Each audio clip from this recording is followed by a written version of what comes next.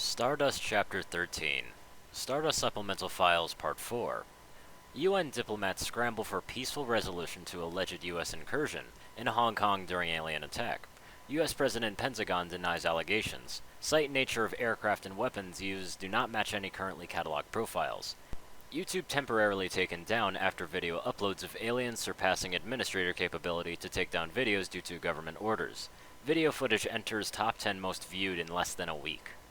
Warning: access to this file is restricted to personnel with top secret clearance or above.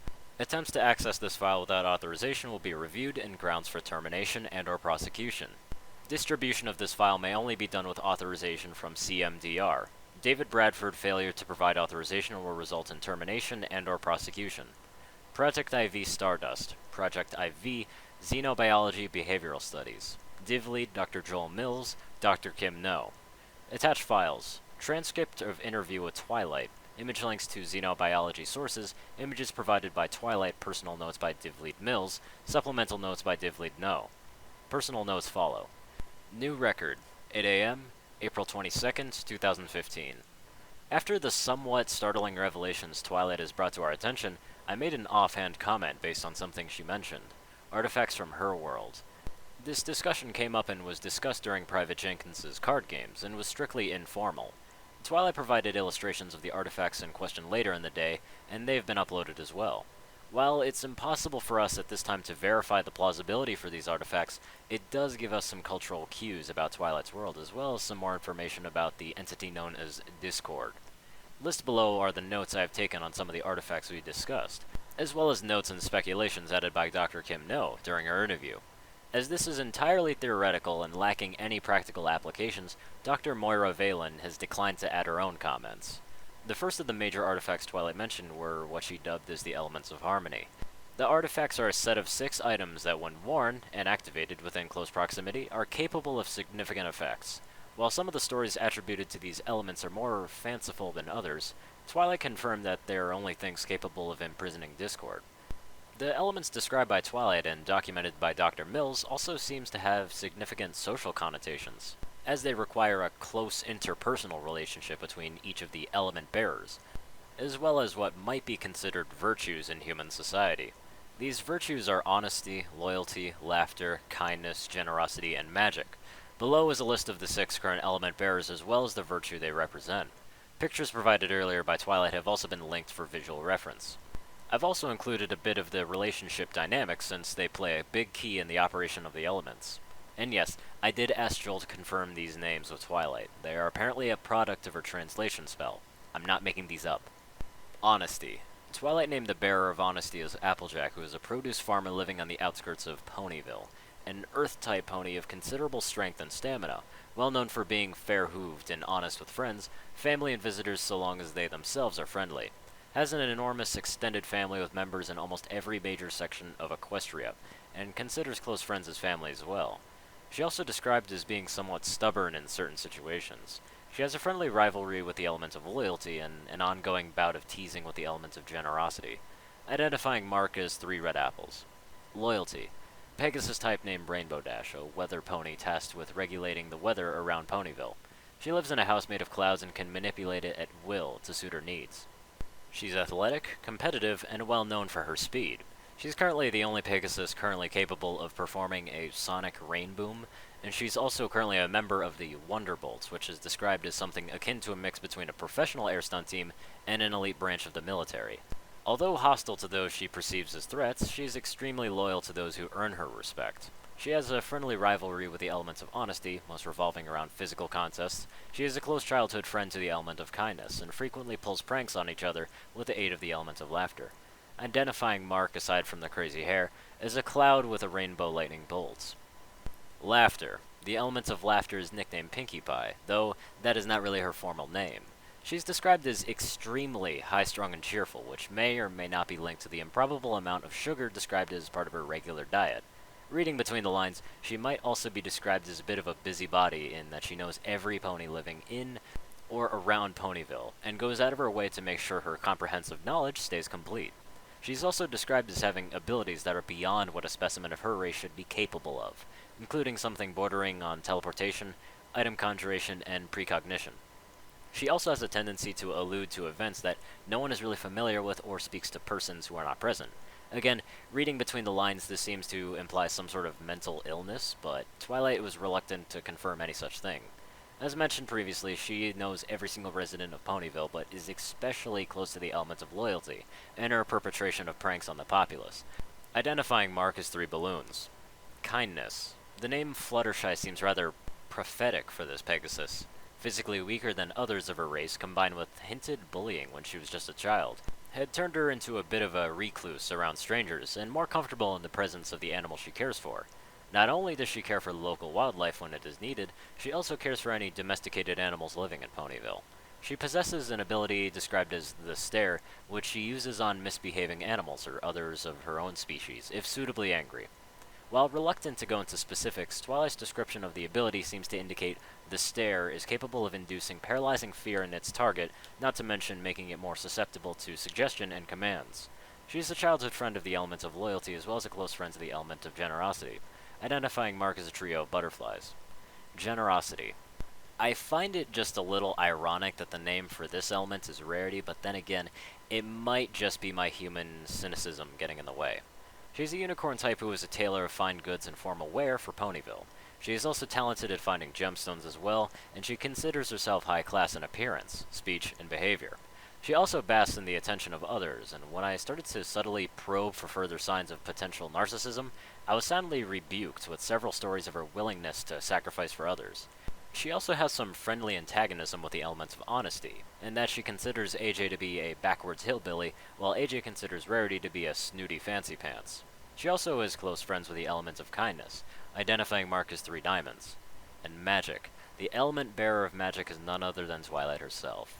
She is friends with all the other elements as well as acquainted with a large portion of Ponyville due to her status as the town's librarian.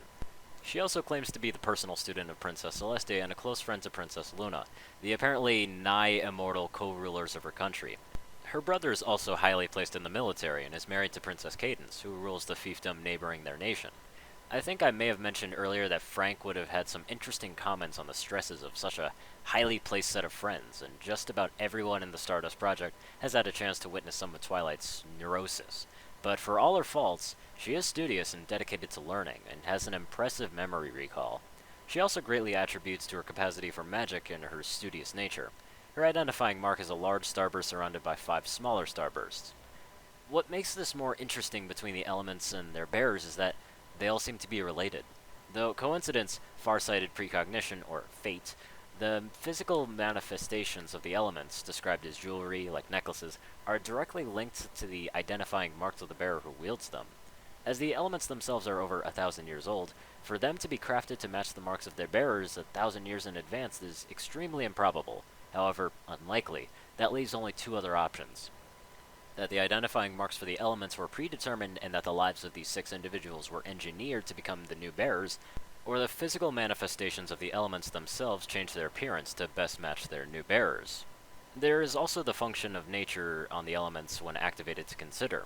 Each of the physical manifestations of the elements by themselves are non-functional, a simple trinket just to be worn. Although, even if they are together, but the element bearers are not appropriate, they will not function. However, if the proper conditions are met, then they can be activated and directed to greater effect. According to Twilight, the elements were used in millennia prior to banish Luna to the moon, and before that they were used to petrify Discord. More recently, they were used to re-petrify the escaped Discord, then break him free in an attempt to reform him. I didn't voice it, but I have to question the decision to let this Discord free. If he's as bad as described, I'd let him stay a garden gnome forever, but I'm just getting off topic. Just prior to the second petrification, Discord was able to prevent the elements from being used on him, successfully by corrupting the bearers of the elements themselves. When asked about the nature of this corruption, she explained it as being forced into the opposite of their true nature. Generosity became greed, kindness became cruelty, and so forth. After a brief explanation on the process, Twilight was understandably leery about recounting the tale. It seems that the ability is unique to Discord as he attacks his victims' beliefs verbally, until they question themselves, though he can simply force the change on his victim if he so chooses. The process was only reversed, though the use of some of Twilight's magic to achieve something akin to cognitive reset to before they attack Discord. While Discord himself is a fascinating topic, he isn't the main issue at hand. Since the elements respond only to those with certain virtues, and only if the bearers are close to one another, which lends some rather interesting evidence to the theory that Twilight's race is passively psychic, or empathetic as a whole, it would make sense that they would make tools to take advantage of something they considered to be part of their natural physiology, or psychology. After all, we humans make just about everything we have based on the assumption that the user will have thumbs. It's so basic to our nature that we never even consider a user who uses different things in a different manner. Granted, there are exceptions in that case for handicapped people. When I was positioning their theory to Joel, he brought up one of the many species Twilight had mentioned during one of the first interviews: changelings. Shapeshifters and emotional vampires do fit in the picture that Twilight is painting for us. Twilight has mentioned repeatedly that friendship and certain other emotions have special powers in her home, so it wouldn't seem too far-fetched for a parasitic organism to develop specifically to leech that power.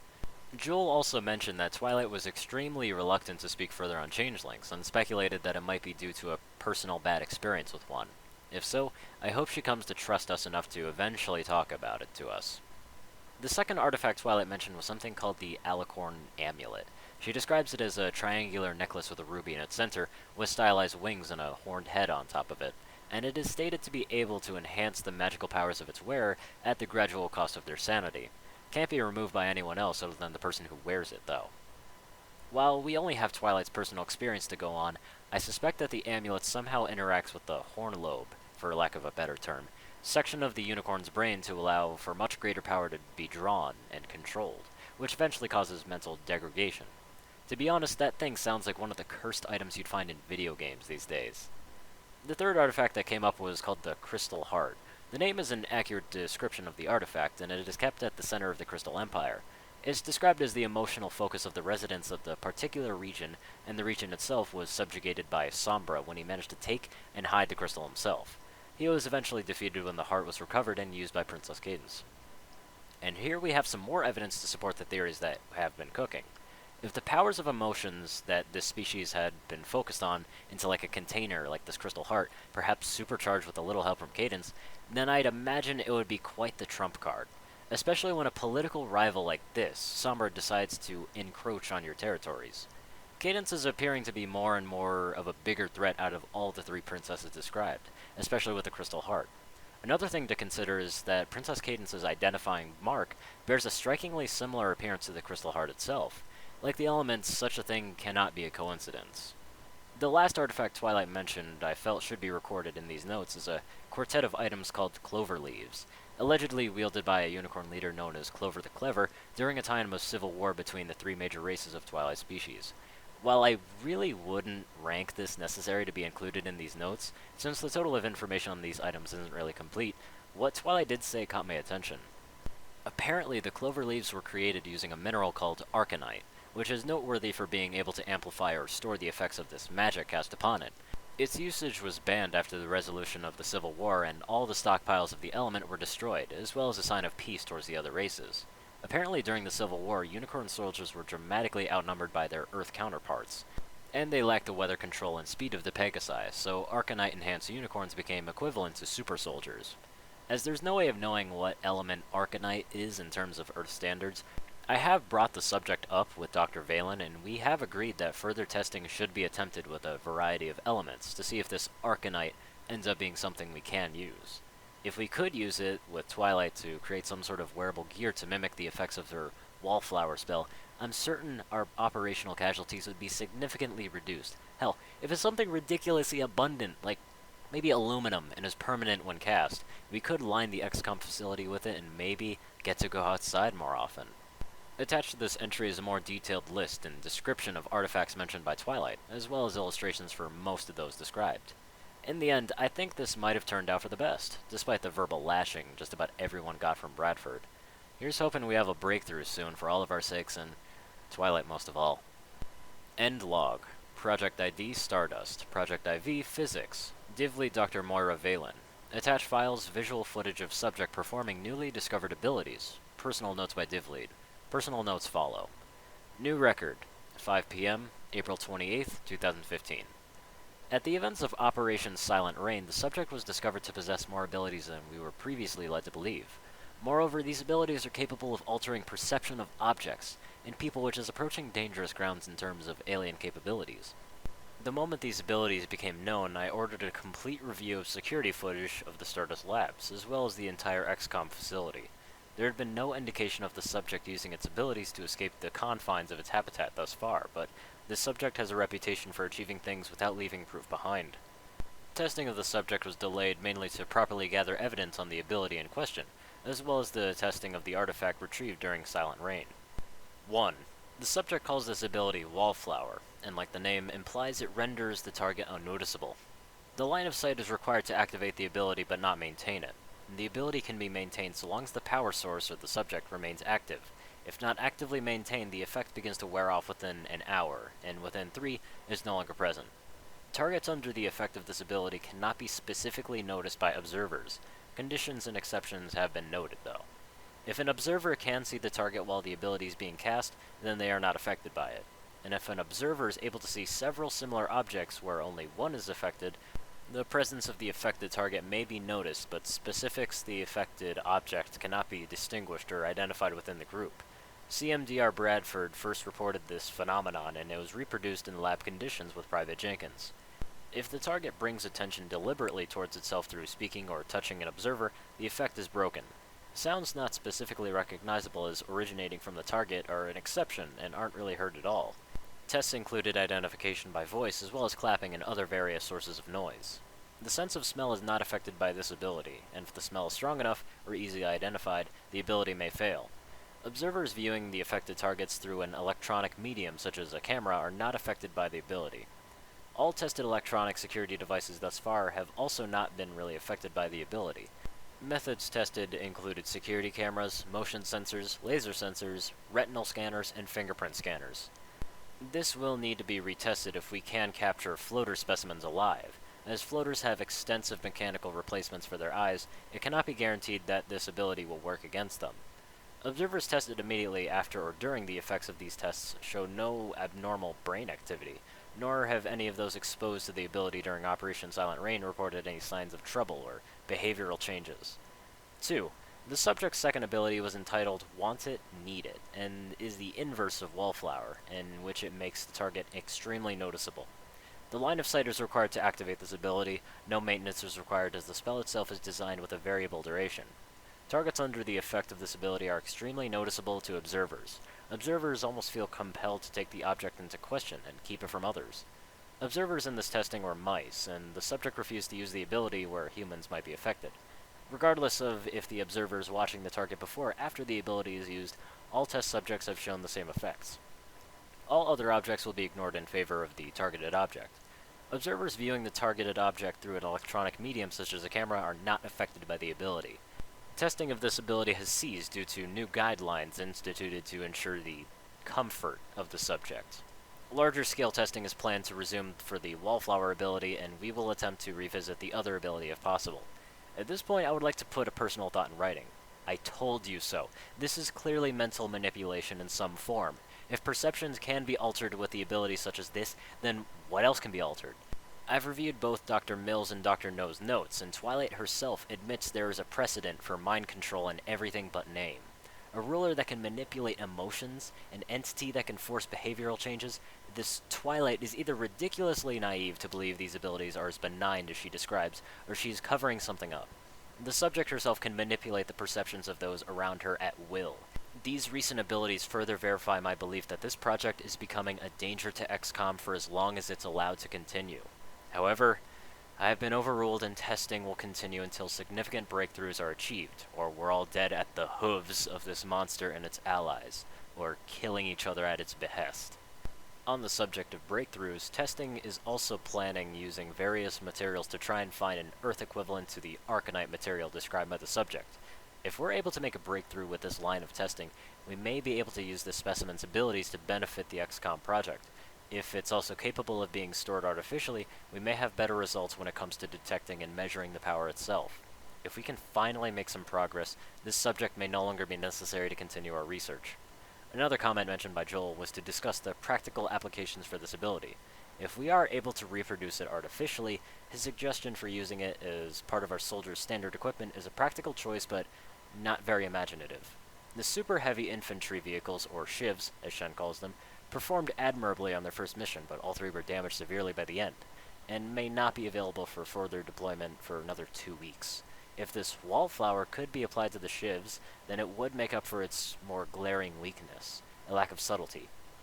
A shiv controlled by a skilled operator can perform impressive feats that would be far too dangerous for a human to complete, but the noise that the vehicle generates combined with its relatively high-profile shape makes it far too clumsy to be used on missions where discretion is necessary. The second application that immediately comes to mind would be using this ability on our Sky Rangers. While they already use stealth characteristics and heat baffling to evade most conventional detection methods, they are still VTOL aircraft that often land in highly populated urban environments. This unfortunately leads to pictures and video of both Sky Rangers and our troops in the field, giving our organization attention that it most certainly doesn't want. If this ability could be used on our Sky Rangers, we could produce the first aircraft truly capable of the stealth trait, and would greatly reduce the visibility of our operations as a whole. This could also be applied to our interceptors, which I suspect would drastically improve their kills and survivability in the field against a vastly superior alien aircraft. Of course, all these possibilities rely on our ability to crack the secrets that the subject is hiding. We're close. I can feel it. And since the subject has decided to be so helpful, I've made arrangements for it to assist with an experiment using other resources obtained during Operation Silent Rain. The subject's demonstrated abilities can be used to revisit lines of research that were previously thought dead or non-viable. If the subject's reluctance to display its new abilities prevents a breakthrough in that field, then we will use its already displayed abilities to make progress in others. End log.